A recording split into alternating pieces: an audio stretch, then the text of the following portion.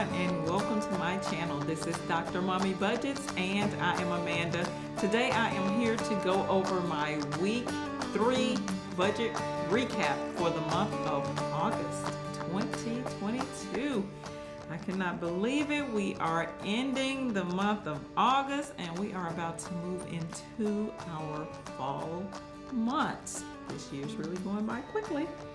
All right, so I am not going to try and hold you guys here long today.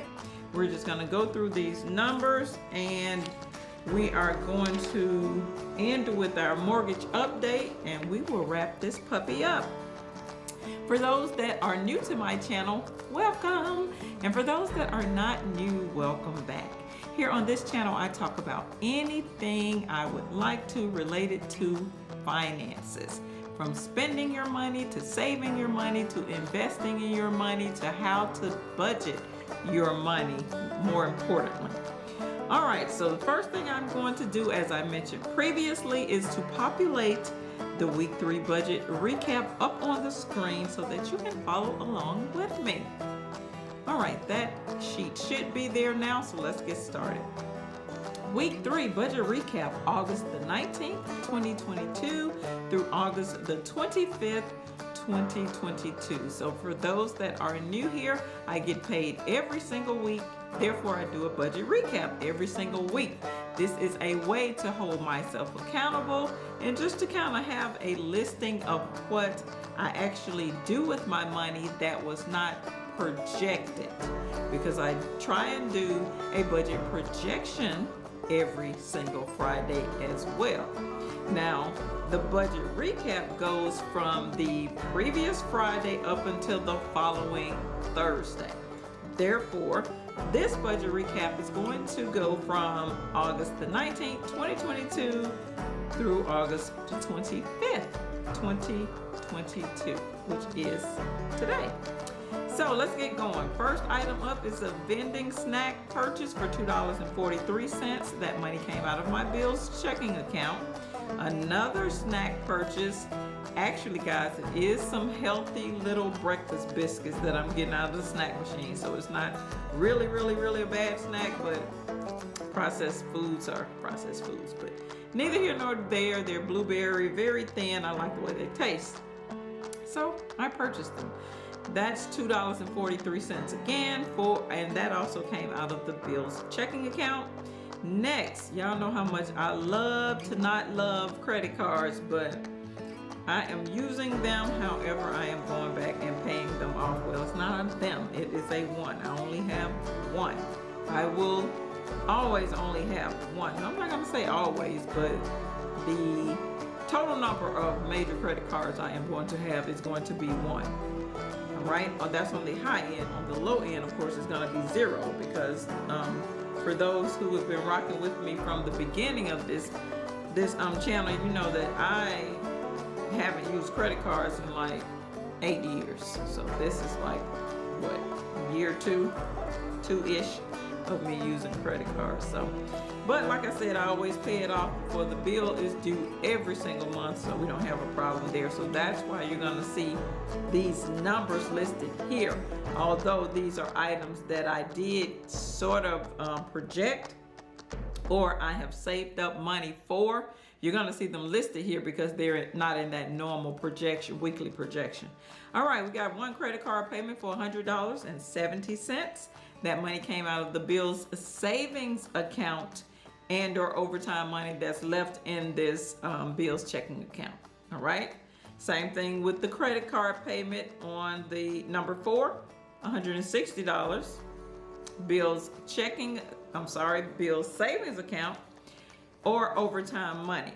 Now, these two items were still part of that travel where I was taking one of my children back to college. So that is where that money came from. It was probably, I don't know what it was, hotel fees, I'm not sure, but that's what that is. So the credit card is now paid back off.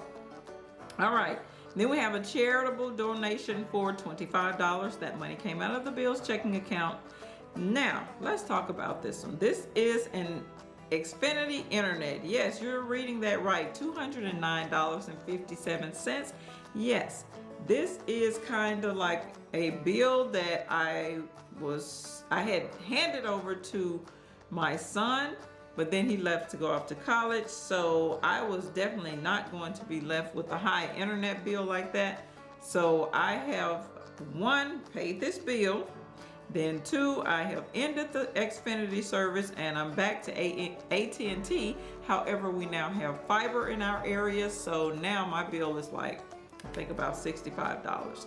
So yeah, we're gonna have to see that allocated for in those budget projections too, because remember I had kind of stopped paying, had stopped paying for internet and had given him that bill, so that phone and internet service portion of my budget projections, it only includes the cell phone bills now. So we're gonna have to add that AT&T bill total about back into the account from the internet. All right, next we have I transferred some money, $200 over to one of my children. I had to make some school purchases. That money also came out of the Bill's savings account. Then we have, or last but not least, I did a Cash App purchase to an associate to purchase an item for me, and that was $34, and that money came out of the Bill's checking account. So there you have it. That's it. Those are the items. That's enough, actually, for what I did not project. However, they are considered a part of my recap. All right, as you see, this is the fun part. Yay! We're going to the mortgage update. So let's populate up on the screen the last balance of where my mortgage was. We are moving and shaking on this house. Yes. Okay, you should see up on the screen now. The previous balance was $64,135.57. Okay. So in our budget projection, I was projected to make a payment of, yes, $278 to the principal only.